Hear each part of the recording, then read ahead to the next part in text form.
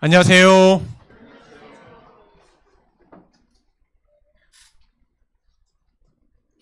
행복하고 복된 안식일입니다. 날씨가 선선하니까 정말 저희들의 마음도 조금 더 가라앉는 것 같아요. 날씨가 더우면 어때요? 찌뿌둥하고 짜증도 나기도 하는데 시원한 바람을 쐬니까 마음이 더 평온한 것 같습니다. 이럴 때 우리들의 마음을 좀 더 잘 다잡아서 주님 오실 날이 참으로 머지않은 이때 우리들 주님께 더 가까이 나가는 우리 성도님들 되시기를 간절히 소망합니다. 오늘 이 시간에 잠깐 우리 손님 소개를 좀 하도록 하겠습니다.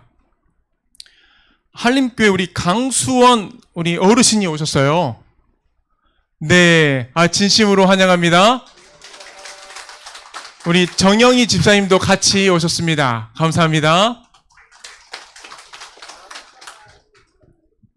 이 주님의 귀한 말씀을 통해서 하나님께서 나에게 들려주시는 그 음성을 통해서 이 시간 성장하는 우리 모든 성도님들 되기를 소망합니다. 오늘은 아브라함과 롯의 믿음의 제목을 가지고 우리 함께 말씀을 나누기로 합니다. 여러분, 믿음이란 단어는 하나님을 믿는 백성들에겐 없어서는 안 될 단어입니다. 믿음 없이 여러분들 신앙하십니까? 그렇지 않죠. 하나님에 대해서 우리는 무언가를 믿어요. 그걸 우리는 표현합니다. 믿음이란 단어로 표현을 합니다. 질문 하나 드리도록 하겠습니다. 우리가 가지고 있는 믿음은 하나님께서 원하시는 믿음일까요? 우리가 가지고 있는 믿음은 하나님께서 원하시는 믿음일까요? 좀 다른가요? 아니면 하나님이 우리에게 주시고자 하는 이 믿음이 우리들 안에 존재할까요? 어때요? 존재할 것 같습니까? 우리 집사님 없답니다. 존재하지 않아요. 우리 안에는 하나님이 바라시는 믿음이 없다는 뜻이래요. 인간은 인간적인 믿음을 가지고 하나님을 믿습니다. 우리가 생각하는 인간적인 그 성숙함과 어떤 경험치에서 나오는 그러한 믿음으로 우리는 믿음을 표현해요. 신앙생활을 오래 하면 믿음이 어떻습니까? 우리 정호선 장로님, 신앙생활을 이렇게 오랫동안 하셨는데 믿음이 더 잘하던가요? 왔다 갔다 하십니까?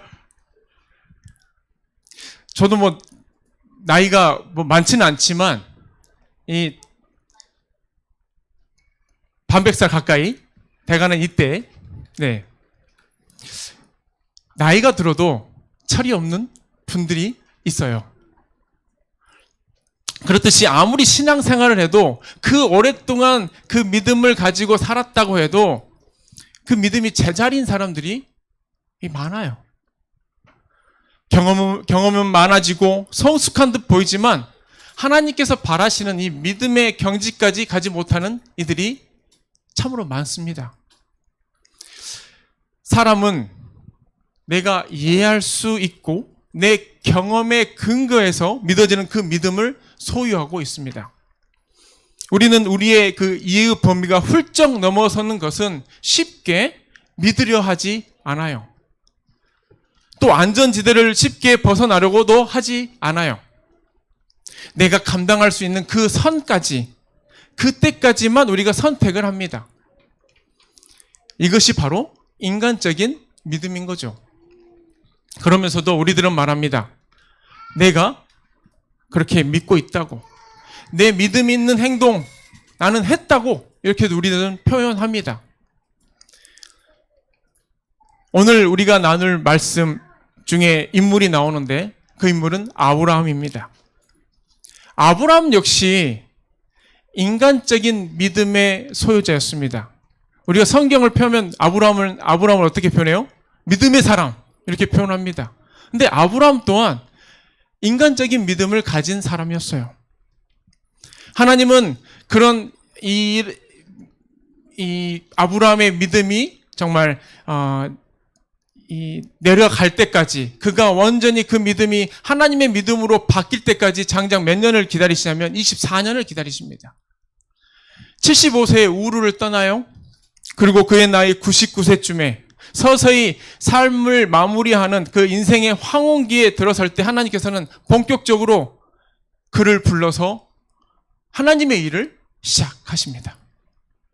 하나님은 그의 24년의 삶을 지켜보면서 아마도 이렇게 생각하셨을 것 같아요. 아브라함아, 너는 나를 믿는다고 하면서 내 믿음대로, 네 마음대로 행하고 있구나. 믿는다고 하면서 가뭄이 났을 때 너가 애굽으로 피했지. 그리고 믿는다고 하면서 내 아내를 누이라고 속였지. 믿는다고 하면서 하갈과 관계를 맺는구나. 믿는다고 하면서 이 사라한테서 후손이 나올 거라고 약속했건만 계속해서 이스마엘 하나를 잘 키우려고 너가 노력했지.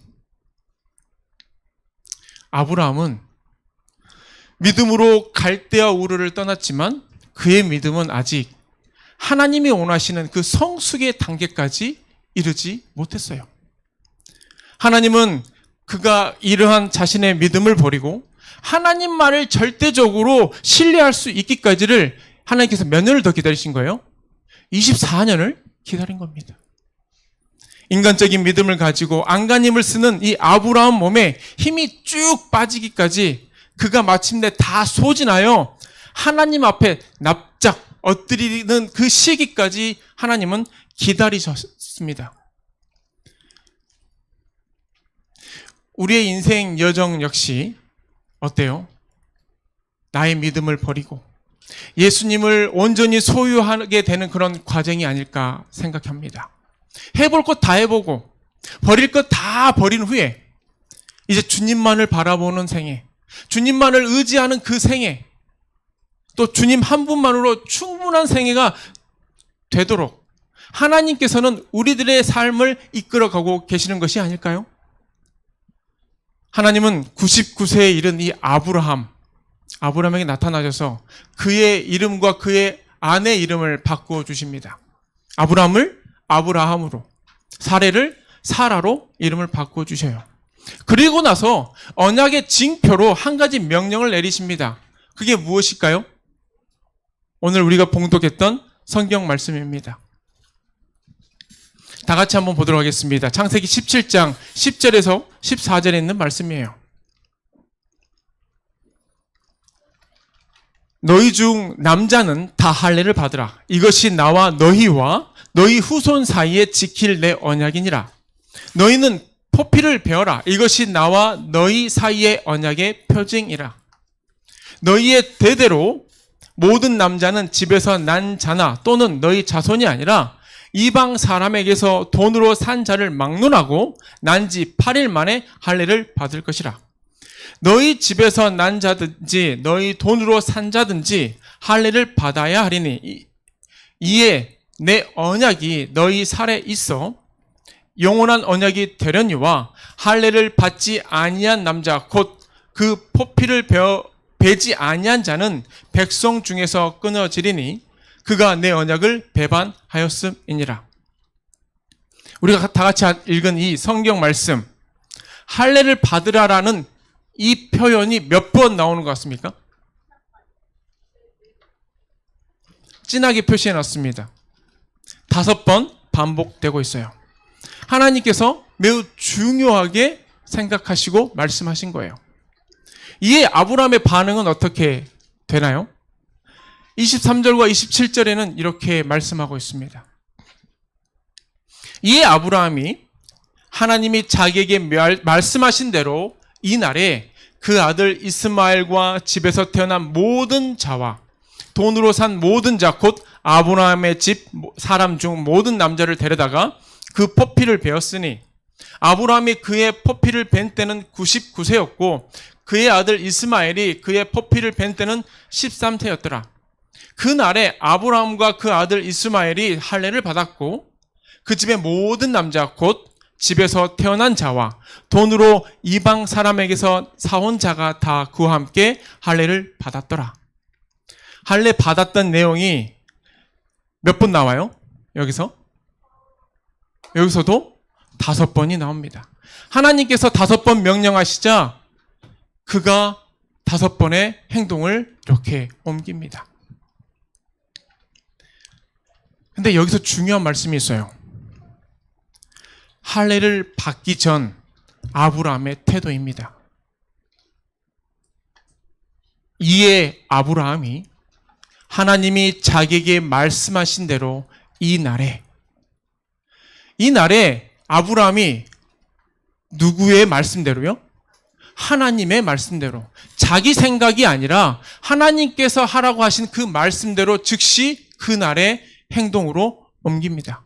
순종하는 믿음을 우리에게 보여주고 있는 거예요. 이것이 바로 우리가 하나님이 바라시는 믿음이라는 겁니다. 24년간의 연단을 통해 아브라함은 자기 생각, 자기 의견을 내세우지 않았습니다. 하나님, 이렇게 해볼까요? 아니면 저렇게 해볼까요? 하나님, 오늘 제가 몸이 조금 안 좋은데 그냥 내일 모레 하면 안 될까요? 그런 자신의 생각을 드러내지 않으시고 하나님, 알겠습니다 하고 하나님의 말씀에 따라 즉시 그날에 순종합니다. 아브라함 안에 오직 하나님이 살아계셔서 오직 하나님의 말씀만이 주장하는 삶으로 전환되고 있음을 우리는 여기서 보게 되는 거예요. 이러한 연단과 성숙의 과정을 통해 아브라함은 그로부터 몇 년 후에 이삭을 제물로 드리라는 하나님의 명령을 받게 되는데 어떻게 해요? 아무 이견 없이 순종하여 이삭을 데리고 모리아산으로 올라갑니다. 즉시 순종하는 그의 모습을 통해 그는 우리가 표현을 합니다. 믿음의 거장이라고요. 저희 아이들이 매우 어릴 때부터 저희 은하원총의 아이들이 매우 어릴 때부터 저희 가정에서 외치던 구호가 하나 있습니다. 그것이 무엇이냐면 즉시 순종이에요. 아이가 태어나기 전 저희 부모는 성경 말씀을 계속 읽어왔기 때문에 하나님께서 들려주시는 그 말씀을 우리가 순종하듯이 부모가 자녀에게 하는 그 말을 아이들이 즉시 순종할 수 있도록 정말 말씀을 통해서 늘 이렇게 가르친 것을 나누었습니다. 한두 살 때 우리가 그런 얘기를 하죠. 간식을 먼저 먹고자 하면 뭐라고 그래요, 부모님들이? 야, 우리 선아가 딱 얘기를 하네요. 밥 먼저 먹고 간식을 먹어야 돼. 네, 저희도 그렇게 가르쳤습니다. 즉시 순종을 그렇게 날마다 가르쳤어요. 그러면서 아이들이 처음으로 한글을 읽게 되었을 때 제일 먼저 사주었던 책이 무슨 책이었을 것 같습니까? 네, 성경책을 먼저 사주었어요. 그리고 나서 조금씩 성경책을 읽어갈 수 있도록 도와주었습니다. 그리고 가족이 아침 예배를 드리기 전에 자신의 책상에서 말씀을 펴고 적어도 한 절이라도 한 단어라도 읽을 수 있도록 이야기를 했습니다. 그리고 나서 저희 가족이 8년 동안 한 게 무엇이냐면 사실 작년 여름까지 어떻게 했냐면 이 재미있는 성경 이야기책 1권에서부터 10권까지 8년 동안 2번에 걸쳐서 조금씩 한 문단 한 문단을 읽고 그 읽은 그 문단을 느낀 점을 한 줄이나 2줄로 쓰게 했어요. 매일매일 그렇게 했습니다. 지금도 그 책이 공책이 저희 집에 있어요. 어릴 때부터 순종하는 이 습관을 기르고 커서는 스스로 말씀을 읽고 교훈을 상기하고 예배를 통해 하나님이 무엇을 원하시는지 함께 나누면서 아이들은 순종하면 행복하다는 사실을 배울 수 있도록 도와주었습니다. 가정 질서에 어긋난 행동을 하거나 자신의 성향을 따르면 불행하다, 마음이 편치 않다. 그러나 하나님의 말씀대로 가르치는 이 부모의 말에 귀를 기울이고 자신의 주장을 내려놓으면 오히려 더 평안하고 행복하다는 것을 배울 수 있도록 도와주었습니다. 요즘 저희 아이들은 여전히 5시 반에 일어나요. 그리고 개인적으로 성경 말씀을 펴고 말씀을 기록을 합니다. 그리고 예배가 마치면, 개인 예배가 마치면 가족 예배를 또 드립니다. 그리고 저녁이 되면 모든 일과를 마친 뒤에 감사 예배를 드려요. 오늘 하루 동안 하나님께서 나에게 보여주신 그 은혜가 무엇인지를 같이 나누어요. 정말 예배만큼은 사수하려고 합니다. 하나님을 믿는 믿음이 자랄수록 우리는 전적으로 절대적으로 순종하는 법을 배우게 됩니다. 믿는다고 하면서, 하나님의 말씀에 순종한다고 하면서 하나님을 믿는 것도 사랑하는 것도 우리가 어색해지거나 정말 틀어져서는 안 될 것입니다. 우리는 사랑하는 사람들에게 상처를 주고 싶지 않아요. 그렇죠? 우리가 하나님을 진정으로 사랑한다면, 그리고 그분을 나의 아버지로 구원자로 믿는다면 우리는 하나님 마음에 다시 한번 상처를 드리고 싶지 않을 거예요. 예수님을 다시 한번 대못에 박는 일도 없게 될 것입니다. 여러분, 광야는 항상 하나님을 의지해야만 하는 곳이에요. 그래야 살아갈 수 있는 곳입니다. 그래서 하나님은 이 만나라는 상상을 초월하는 음식을 이스라엘 백성들에게 먹이셨어요.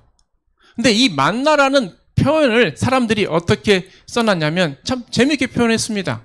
신명기 8장 3절이에요. 너도 알지 못하며 내 조상들도 알지 못하던 만나를 내게 먹이셨다. 만나는 이렇듯이 지구상의 어떤 인간도 한 번도 경험해보지 못한 신비한 하늘의 음식이었습니다. 우리 성도님들 먹어보고 싶으십니까? 네, 저도 꼭 먹어보고 싶어요. 하늘나라 가서 제일 먼저 맛보고 싶은 게 만나입니다. 애굽에서 가지고 나온 음식도 아니고 땅을 일고 가지고 나온 소산도 아니었습니다. 처음에 이 만나를 사람들이 들었을 때 이게 뭐지? What is this? 이렇게 표현했다고 그래요. 영어에서도요. 이게 무엇일까? 이걸 먹고 어떻게 살아? 반신반의했을 겁니다. 그런데 이후 40년간의 이 광야 생활 동안 그것만 먹었을 때 그들의 삶이 어땠어요? 영양 부족했나요? 비타민C가 턱없이 부족했나요? 아닙니다. 만나는 사람이 필요한 모든 영양소를 갖추고 있었어요. 너도 알지 못하고 내 조상도 알지 못하는 만나를 내게 먹이셨다라는 이 말은 하나님이 주시는 신비의 은혜를 네가 굳이 이해하려고 분석하려고 하지 말라는 뜻이에요. 그저 감사히 먹으면서 하나님은 우리가 이해할 수 없는 방법으로 우리를 항상 신실하게 먹이실 것이라는 사실을 믿어야 한다는 것입니다. 이것이 인간적인 믿음에서 벗어나는 거예요. 탄자니아 탕가라는 마을에 아브라함이라는 한 사람이 있습니다. 이 사람은 마사이 부족으로서 소를 정말 많이 키우는 부족이에요. 100마리 이상 키우고 계시는 분입니다. 그런데 금요일만 되면 이상한 행동을 하는 거예요. 소가 지나가게끔 이렇게 길을 만들어 놓고 한 마리씩 지나가게 했습니다. 그리고 10번째 되는 소에게 오른쪽에 마킹을 하고 11번째 되는 소를 또 마킹을 해서 이쪽으로 이렇게 구별해서 따로 세워놓았어요. 이 모습을 지켜보던 주민들이 뭐라고 했을 것 같습니까? 마사이 부족들은 소를 정말 자신보다 더 귀하게 여기는 그런 부족이에요. 그러니까 주민들이 저 사람 미쳤다고, 어떻게 저렇게 할 수가 있냐고, 하나님께 저 소를 어떻게 바칠 수가 있냐고 그렇게 조롱하면서 차라리 너의 자녀도 그렇게 하나님께 바치지 않겠냐고 그렇게 조롱을 했다고 그럽니다. 근데 그는 이렇게 대답을 했다고 그래요. 나와 같은 이름을 가진 성경의 아브라함도 귀한 그 자녀를 하나님께 바쳤던 것처럼 내가 바칠 수 있는 것을 하나님께 바치겠다고. 만약 하나님께서 원하신다면 나의 자녀도 하나님께 드릴 수 있다고.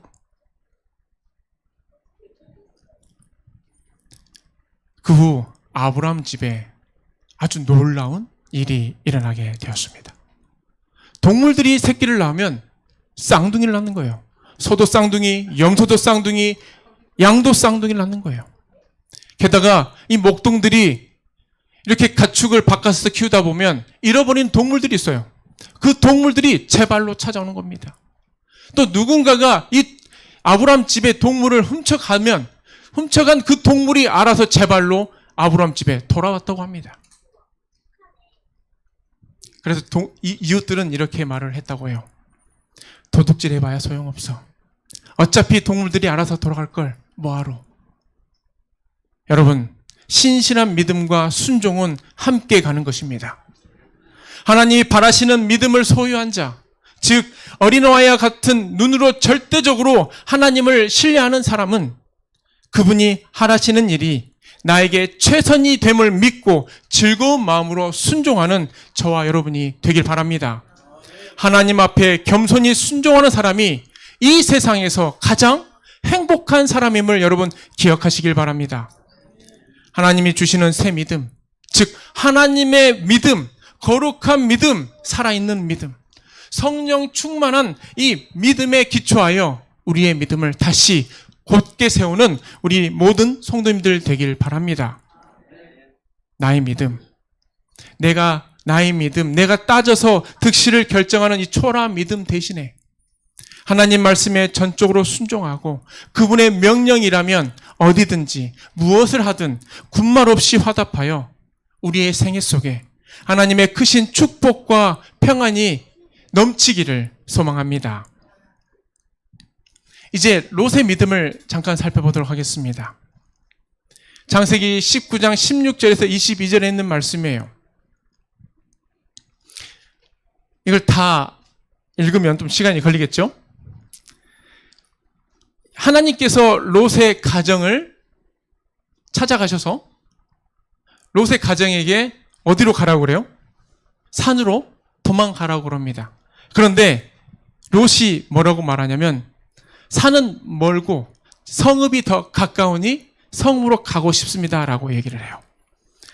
사실 이 말의 뜻은 이렇습니다. 여호와께서 멸하시기로 작정한 성 소돔, 고모라, 아드마, 스보임, 소알 이 곳에서부터 벗어나서 멀리 가라는 의미예요. 그런데 이 롯은 뭐라고 해야 합니까? 저는 그곳이 너무 멀어요. 저는 도망가긴 도망가는데 좀 가까운 곳으로 가고 싶어요. 그 의미가 뭐냐면 빨리 가서 내 몸만 간신히 피하고 싶다는 의미예요. 롯은 자신의 생명을 보존하는 데 있어서 하나님의 명령에 동조하지 않았어요. 그는 지체할 뿐만 아니라 하나님의 이 구출 계획 작전을 스스로 수정합니다. 성경 주석은 롯의 이런 상태를 이렇게 비유해 놓았더라고요. 롯은 죄 가운데 있는 사람은 마치 동상에 걸려 사지에 타고 올라오는 치명적인 마비 증세를 느끼면서 죽음의 잠에 굴복하고픈 유혹을 느끼는 폭풍 한설 속의 방랑자와 같다. 롯은 눈보라 속에서도 잠에 빠져드는 그러한 사람처럼 악하고 성적으로 타락한 그러한 모습을 소유한 것을 보여주고 있어요. 성적으로 타락한 그 성읍에서 오랫동안 살면서 점점 영성과 양심이 무감각해진 그러한 사람이 되었다라는 거예요. 이 절체절명의 순간 그는 뭐라고 그래요? 하나님, 저를 구해주시는 것은 정말 감사합니다만 제가 계획 좀 수정하겠습니다. 산으로 도망가는 길이 왜 이렇게 힘이 듭니까? 그가 이렇게 자문자답하면서 뭐라고 그래요? 산보다는 성읍이 낫지. 그리고 하나님께 설득을 해요. 내 주여, 그리 마옵시고 내가 산으로 가게 하옵소서. 우리는 어때요? 하나님의 명령을 딱 들었을 때 내 생각이 더 많이 들어갈 때가 많나요? 아니면 하나님의 명령에 따라 그저 순종할 뿐인가요? 그가 결국 소알에 갔다가 다시 동굴로 갔다는 말은 무슨 뜻일까요? 소알이란 성읍도 안전할 줄 알았지만 그게 아니었던 거예요. 그리고 나서 그는 불안에 떨면서 다시 동굴로 그의 딸들과 함께 들어갑니다. 그는 두려움 속에서 믿음을 완전히 잃어버립니다. 그러나 여러분 기억하십시오. 두려움과 이 인간적인 생각으로 선택하면 거기에는 더 찬란한 위기가 기다리고 있다는 것이고, 찬란한 위기가 있다는 것이고, 인간적인 방법에는 더 큰 재앙이 기다리고 있다는 것입니다. 저는 이 대목을 읽을 때마다 참으로 안타까운 마음을 금할 수 없습니다. 당시 아브라함은 요단 서쪽 헤브론 쪽에 거하고 있었어요. 롯은 그의 딸과 요단 동편 그 동굴에 숨어 있었어요. 아브라함과 반대편 자리에 있었습니다. 지금이라도 그들이 아브라함한테 갔다면 어떻게 되었을까라는 생각을 해봅니다. 하나님과 함께 하시는 사람, 또 아브라함이 거주하고 있는 헤브론 산지로 갔다면 넓디 넓은 들판에서 가족들과 함께 행복한 시간들을 보내지 않았을까? 그 믿음의 사람, 나의 작은 아버지가 거기 있는데, 게다가 그분은 영적이고 친절하고 나를 너무나도 아끼는 분인데 그곳을 향해 갔다면, 얼마 전에도 사로잡혀 끌려가고 있는 그 도중에 350명을 아브라함이 데리고 가서 그들을 또 구출까지 해줬습니다. 그런데 그들은 작은 아버지를 찾지 않았어요. 안타깝게도 그들은 아브라함이나 하나님의 도움을 청하는 대신에 자신이 찾은 그 동굴에서 소돔 사람들과 같은 똑같은 행동을 합니다. 그들의 판단은 이토록 무뎌졌고 양심은 이미 굳어져 버렸어요. 롯이 도시의 환락과 편의를 누린 대가는 모든 것을 잃어버리고 부도덕하고 방탕한 모압과 암몬이라는 후손을 남기게 됩니다. 모압이라는 이 단어의 뜻은 아버지로부터라는 뜻이에요. 그리고 이 암몬이라는 뜻은 내 아버지의 아들이라는 뜻입니다. 아버지와 딸을 통해서 두 부족이 이렇게 태어나게 된 거예요. 성경은 전체를 통해서 하나님 나라의 백성이 되는 것은 분명한 결단이 요청되는 것임을 우리에게 밝히 보여주고 있습니다. 우연히 무의식 중에 이 하나님의 나라에 떠밀려 가는 사람은 없습니다. 하나님 나라의 백성이 되려면 우리는 반드시 결심을 해야 하고 무엇을 할 것인가에 대해서 우리는 결정해야 합니다. 어떤 목사님이 이러한 말씀을 하시더라고요. 이 성경 전체는 선택이라는 이 말에 대한 긴 설교라고요. 여러분, 자전거를 탈 때 가장 많이 하는 말이 무슨 말인지 아십니까? 앞을 봐. 핸들을 꼭 잡아. 앞만 보고 굴려. 라는 말이에요. 저도 어렸을 때 저희 형님이 처음 자전거를 딱 탔는데, 자전거는 진짜 그때 당시에는 좀 작은 자전거가 없었어요. 찐바 같은 큰 자전거였습니다. 근데 그 자전거를 딱 태우고 저희 형님이 뒤에서 딱 잡고는 하시는 말씀이, 야, 성훈아, 앞만 보고 달려. 내가 뒤에서 꼭 잡아줄게. 한참을 달려가는데 이상한 거예요. 그래서 고개를 딱 돌렸더니만 저희 형님은 저 멀리 있는 거예요. 저 혼자만 막 내리 달려간 겁니다. 그러다가 뒤를 돌아보는 순간, 아차하는 순간 넘어지고 말았어요. 이 초보자가 자전거를 딱 탈 때 페달을 굴리지 않고 멈춰있으면 어떻게 할까요? 넘어질 수밖에 없습니다. 롯처럼 지체하거나 롯의 아내처럼 뒤를 돌아보거나 산으로 가라는데 샛길로 빠지는 일은 우리 신앙의 이 도를 나가는 데 있어서 그런 일은 없어야 할 것입니다. 하나님은 자비로우셔서 우리에게 자유를 주셨고 존중해 주십니다. 소알로 가겠다고 하면 그 소원대로 허락해 주십니다. 그러나 선택을 통해 이루어오는 많은 시행착오는 오롯이 누구의 몫일까요? 우리들의 몫입니다. 영생을 얻기 위해서는 뼈아픈 변화와 결심이 필요하다는 사실을 배울 필요가 있습니다. 인생은 떠남이며 이 영생을 위하여 현세를 버릴 수 있는 각오가 되어 있는 것입니다. 롯의 인생은 너무나도 암울했어요. 어디서부터 잘못된 것일까요? 작은 아버지인 아브라함과 헤어질 때부터 사실 그의 인생은 잘못된 선택을 한 거예요. 그때 이 롯이 풍요로운 이 들판을 바라보면서 난 저기로 갈게가 아니라 하나님이 계시는 그 광야를 선택했다면 그의 인생은 완전히 달라졌을 것입니다. 한편 동편을 선택한 이 롯과 달리 척박한 땅을 선택한 아브라함은 어떻게 되었나요? 약속의 땅 역시 고통스러운 땅입니다. 어찌 보면 화려하지도 않고 기근이 있으며 용기가 필요한 곳입니다. 환영해주는 이가 하나도 없고 고독한 곳이에요. 아주 오래전 이 광야에서 텐트를 치고 살 때도 저도 마찬가지였습니다. 너무나 외로운 씨름을 하는 곳이었습니다. 그러나 믿음의 사람은 그것이 옳기 때문에 묵묵히 그곳에 있는 거예요. 약속의 땅에 머무는 것은 장기적으로는 축복입니다. 하루하루는 괴로울지 몰라요. 그러나 하나님은 자기를 택한 그 백성을 가만두지 않으셔요.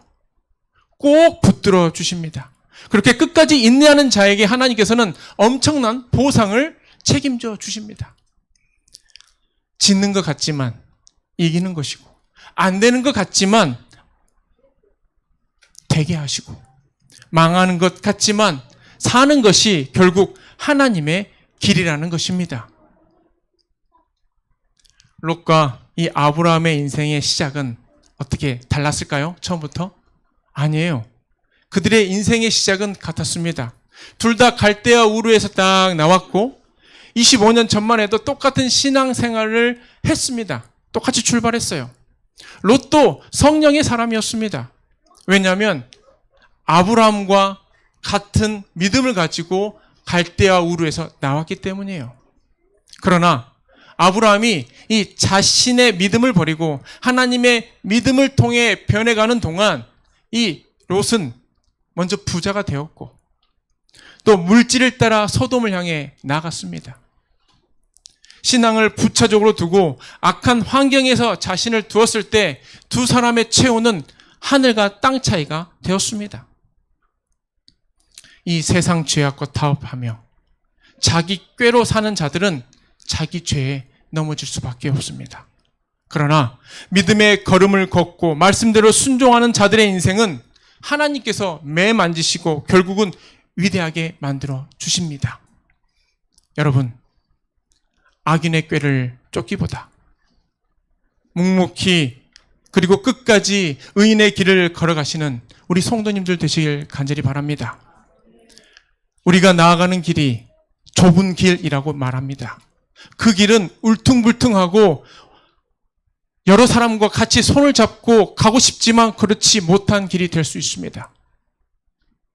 아브람처럼 강한 믿음의 사람이 될 수 있도록 하나님을 온전히 붙드는 우리 모든 성도님들 되시길 바라면서 말씀 마치도록 하겠습니다.